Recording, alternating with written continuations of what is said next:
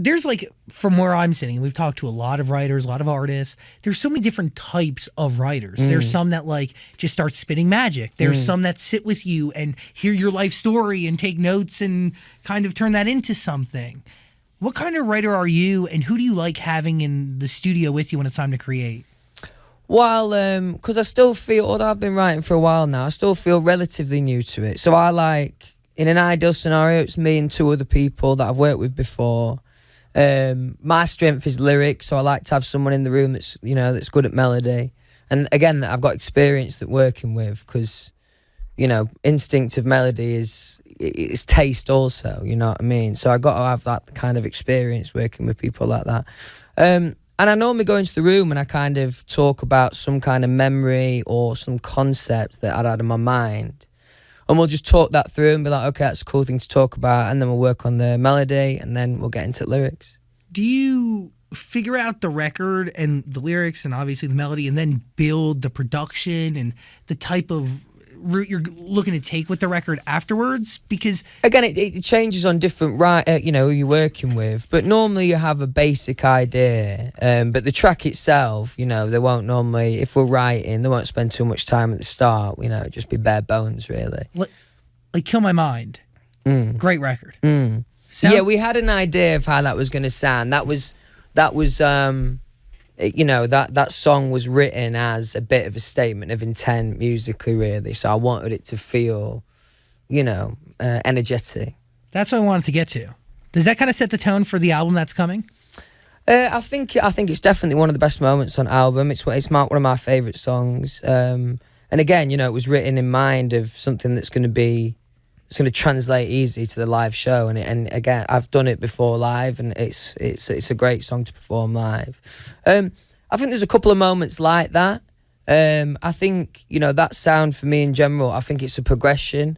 So like I wouldn't want to put, you know, loads of songs completely, you know, like that on the album, because I think it's a progression. You know, I know where I've come from, I know what my fans like listening to. So I'm always trying to blur the world of what I love and my taste and what they want, you know what I mean, as fans. And it is a balance. Absolutely, it's got to be, yeah. Because at the end of the day, you know what I mean, they're the people, they're the reason I do what I do, you know what I mean. It is pretty amazing to see the constant response that is really unwavering, the support and just the blanket of security. Honestly, I often say, you know what I mean, I bet most artists sit in the sofa and they say they've got amazing fans, but honestly, I think I got some extra special people. They are like super dedicated and super loyal, you know what I mean? And do crazy things like send radio stations like little like starter packs, you know what I mean? Someone told me today they got a box of M&Ms with me faces on it. I got one of those too. Right, okay. She actually just spilled it all over my office the other day. It is pretty amazing. But I have a theory as to why you have a very tight fan relationship, and we'll get to that in a second. But I want to go back to Kill My Mind. I don't want to be that guy who goes, put this record in a box, tell me the genre that you were inspired by. But is it pop punk? Is it rock? Is it punk rock? Is it Britpop? I mean, Britpop would be maybe the intention. But naturally, I mean, one of the reasons why I wanted to become a performer was I can't remember who bought it for me, but I got the Bullet in the Bible, Green Day live DVD, and it just blew my mind. I absolutely loved it. But naturally, where I grew up in the north of England, so Oasis. Britpop's absolutely massive. You know, Oasis, the epitome of that sound. So I suppose there's influence from either side, really. Is rock dead? Nah, not as long as Liam Gallagher's around. Do you feel a sense of responsibility to keep that genre going? Because I feel like there's nobody here in the United States representing that sound on behalf of the United Kingdom.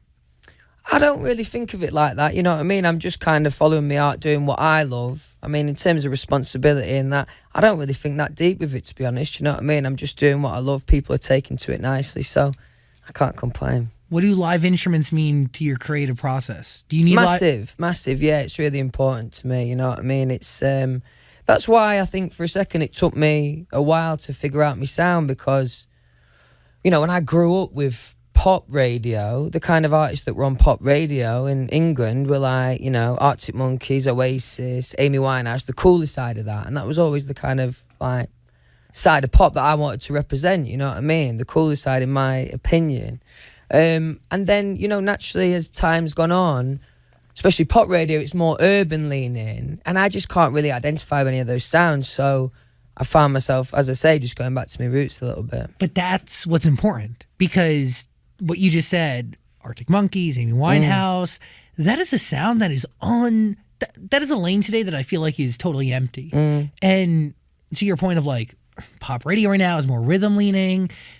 Yeah, but the truth is, pop radio at the end of the day needs to be made up of a collection of different songs from all the different genres, and we have a responsibility to program radio stations that sound like everything as opposed to just one thing. Right. And then there's some moments where you actually don't have the types of records that you need to diversify a playlist. Yeah. You mean because the lines are blurred? Yeah, and it's just like everything that's coming out is rhythmic, because when everybody goes right, everybody's going fucking right.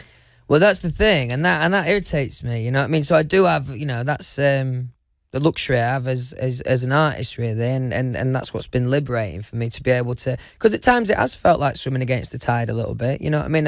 I no disrespect to, I've said the same name, so I can't say it again, but, you know, I could have made a record like someone, you know what I mean? Like the kind of people that are on radio, and it would have been easier for me, but it wouldn't have sat like right with me, you know? So sometimes I felt like I've been swimming against the tide, but I think it'll be worth it in the end. But that's it. By the way, it's going to be worth it to the public, but most importantly, worth it to you. Exactly. Because I put in a lot of, I work hard, do a lot of hours with it, so I've got to love it. And that's what I realised, you know. There's no disrespect to the other two songs that I did, because they were a great time in my life and I needed that experience. But, you know, it's been so liberating doing songs like Kill My Mind, honestly.